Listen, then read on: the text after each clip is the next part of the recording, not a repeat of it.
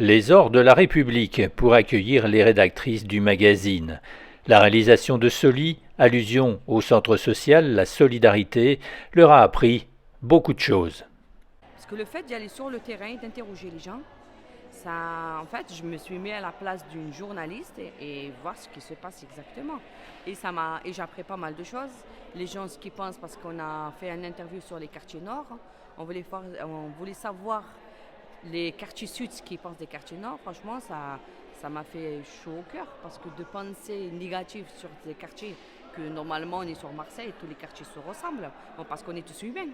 C'est pas parce qu'on habite dans le sud qu'on n'est pas comme les quartiers nord ou l'inverse. Et là, qu'est-ce que ça vous a apporté de voir ce premier numéro? Qu'est-ce que ça m'a pris? Déjà, c'est une fierté. C'est une fierté parce que pour la première fois, je prends un micro et voilà, je questionne les gens, je pose des questions. C'est de voir le monde extérieur parce que comme on habite dans le quartier, on était toujours montré du doigt. Parce que le fait qu'on habite dans les quartiers nord et tout ça, et ça nous a dit, on a compris que franchement, il n'y avait pas de raison. Parce qu'on voyait qu'on était tous pareils. C'est tout, c'était ça. Et des réussites, on a eu pas mal de choses aussi dans les quartiers. C'est pas parce qu'on habite les quartiers nord qu'il n'y a rien. C'est dur finalement à faire un magazine. Bien sûr, c'est très dur. Parce qu'il faut trouver des sujets d'abord. Et travailler sur le sujet. Et c'est ça. C'est une école. Voilà. D'autres sont venus en observatrice, avec l'objectif de réaliser leur magazine sous un angle plus revendicatif.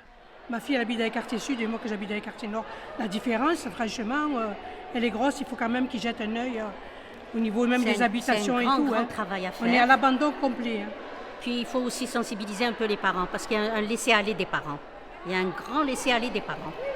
Donc là, c'est pour quand le numéro pour vous? Ça dépendra de la coordinatrice. On a plein d'idées.